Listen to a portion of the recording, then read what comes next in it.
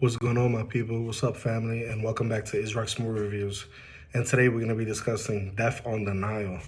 This movie was on my radar for some time now, and we're going to get straight into it. This movie was one of those crime, epic kind of movies, especially with an ensemble cast. And I'm going to get straight into it.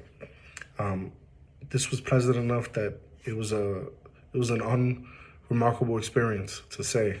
Kenneth Branaugh, first foray as Agatha Christie's famed detective Hercule Poirot in 2017's Murder on the Orient Express, created enough buzz at that time throughout the world to be considered one of the year's most surprising box office hits in 2017.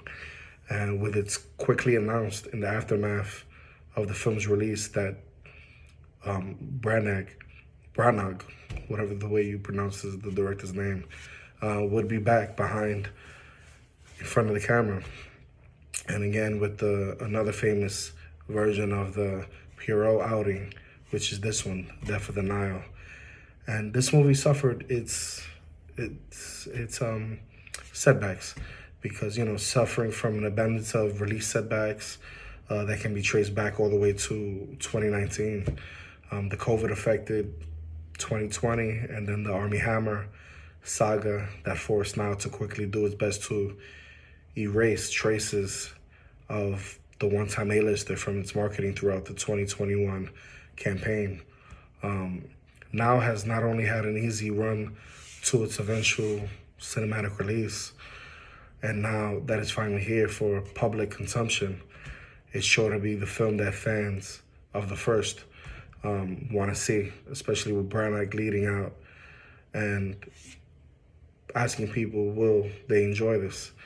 Even if this is watchable but entirely unenthusiastic, will people experience this the way it was supposed to be experienced? And it did little to inspire much excitement due to the pandemic. So, starting off with the cast, this was loaded to the brim with star talent that included help for this director from the likes of Gadot, Wonder Woman, Annette, who's a legendary actress, Russell Brand, Dawn French, Letitia Wright from Black Panther, and dare we say his name once more, right? Armie Hammer, which I believe this might be his last movie ever, especially with that sting he had a few years ago. I believe this movie is a prestigious film because even if it's slightly over, I feel like they used a lot of CGI in certain instances, and there's always joy to be had when watching such talented performers act off of another and be part of an ensemble and talented cast as this one is. But it's faced with a lot. It's uninspiring sometimes. The play-by-play doesn't do much to help its cause, as Christie's typically constructed whodunit gets by enough mystery and eye candy to keep us watching, right, without even being overly engaged or stimulated. I feel like it's a shame that Branaugh wasn't able to give his film more exciting elements.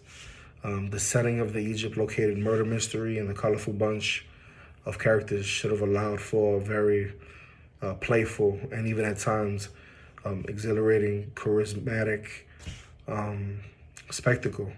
But this movie often feels as though it's merely coasting along, right?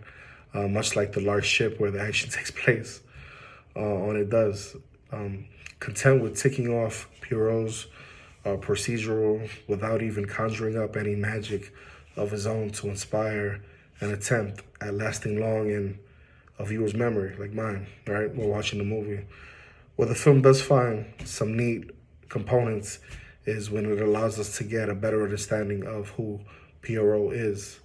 Unlike the Oriental Express, Nile delves at times further into the cold and calculating detective's backstory, which we often don't get in film, and even its motivations, making the larger-than-life mustache man's world feel far more lived, far more fleshed out. And while there's nothing remotely outstanding about the way in which he plays the classic character, it's a bonus for the film to give more weight to its central figure, and even everyone else around him feels like a mere passenger to a story that's neither deep enough or alive enough to elevate the film to a must-watch status. And I have to say, this movie is perfectly watchable without ever gripping or engaging like the best whodunits do. I think Clue, that film nailed it out the park. I feel like this one nailed it out the park when it comes to the first film. This is the sequel. Death on the Nile is a pleasant enough diversion, but I suggest that the days of Poirot series is unlikely to be lasting based on the middle of the road affair like in this movie. The movie definitely, it's a classy adaptation, but I feel like they definitely came, I bet, a little too old. To me, this movie was a decade too old. You know, Michael Green has written a script that offered something new, even to seasoned viewers. Like, this movie, I believe, is more for old folk. You know, even Christie herself would have found some new characters. You know, you see it's on that kind of level. But Green, I felt, didn't pay more attention to the details in this. You know, for the first timers, I think they did a really good job. I feel like Gal Gadot, she certainly was one of the standouts of the film. I think with every film that passes, I believe she gets better and better, honestly. The cast isn't as quite as strong this time around.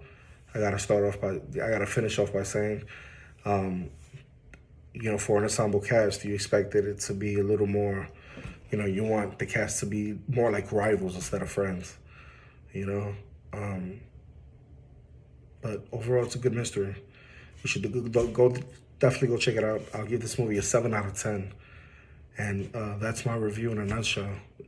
If you have any questions, if you got anything to say about this film, man, definitely leave your comment on the Discord. I would love to get back to you.